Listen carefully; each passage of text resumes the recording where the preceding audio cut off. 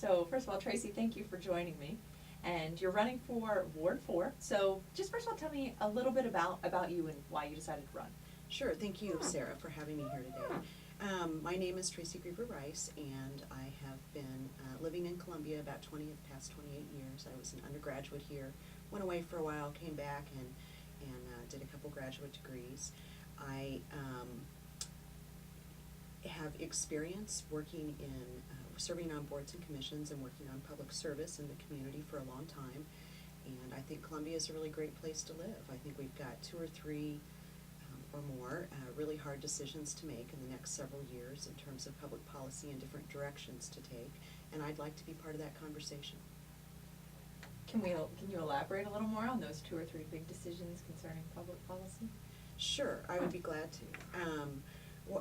One, and the one I think that is going to be the hardest and that we have no choice but to address, is to think in long-range terms about how to manage the city budget for the City of Columbia differently than we have in the past. Our reliance on a retail sales tax base, locally generated, is changing like it is all over the country, and we can't control everything about that, so we need to think about some alternatives.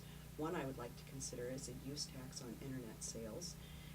I know the voters in Columbia have addressed that a couple times in the past and have voted it down, but it's been over a decade since the last time, and I think that the general structure of the economy has changed in a way, and our local circumstances here in mid-Missouri have changed in a way that it's time to address that issue. The couple other issues that are emerging right now is we've just started the process of undertaking a comprehensive long-range land use planning endeavor, and I think that the way we go about that is going to determine whether that's an active document or a bookshelf document, and how much it influences development, including infill development, in the next 20 years, and so we need to be sure and get that right. I do want to talk a little more about the budget, because the city is going to be faced with some tough decisions. They already are.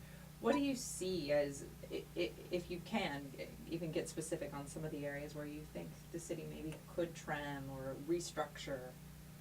I mean, are we at a point where we should be looking at total restructuring, or should we be looking at just cuts to certain areas, programs? I don't know that the place to start, I don't know that the place to start is to start thinking about restructuring or cutting programs or services. I think that we need to take a step back and do some analysis and engage in some long-range planning in regard to our overall revenue generation process. I mentioned the issues with the retail sales tax base.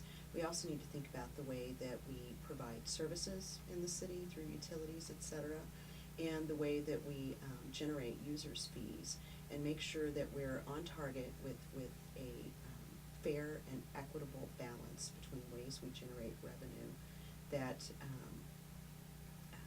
takes care of the most vulnerable amongst us.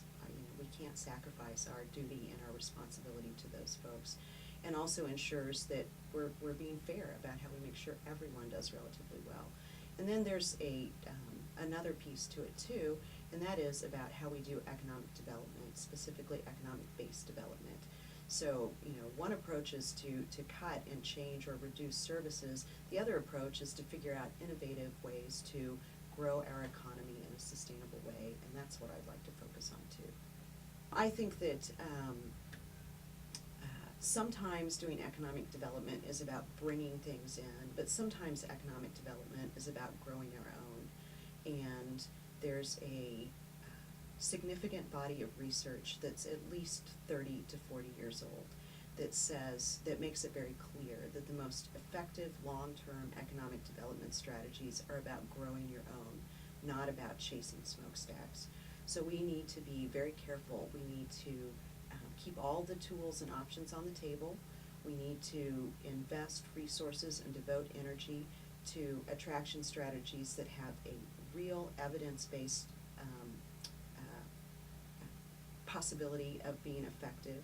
But we also need to think internally about how to grow not just businesses, but economic-based businesses that bring in money from outside our community and turn over and over again. And they turn over and over again by having high wage, high skill, high benefit jobs. And they turn over and over again by attracting the kind of people, not necessarily the kinds of businesses, but the kind of people who have disposable income and have a commitment to their community and are willing to invest not just money, but their time and energy and resources, their volunteer resources and their human resources into our community overall. So frequently when we talk about entrepreneurship, we really focus on local service businesses, and those are very important. We have to have those because they satisfy people's needs who are here. But when we talk about entrepreneurship, we need to shift our conversation to promoting economic-based entrepreneurship.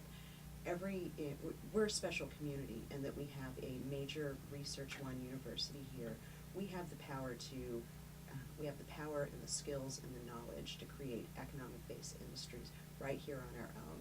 And the saddest thing that happens in Columbia in terms of economic development is when a graduate or a faculty member who does basic or applied research takes their ideas and goes somewhere else to generate the commercial application of those. We have failed when someone from the university or from one of the many satellite private and public organizations that serve the university take a great economic-based idea and go and implement it somewhere else.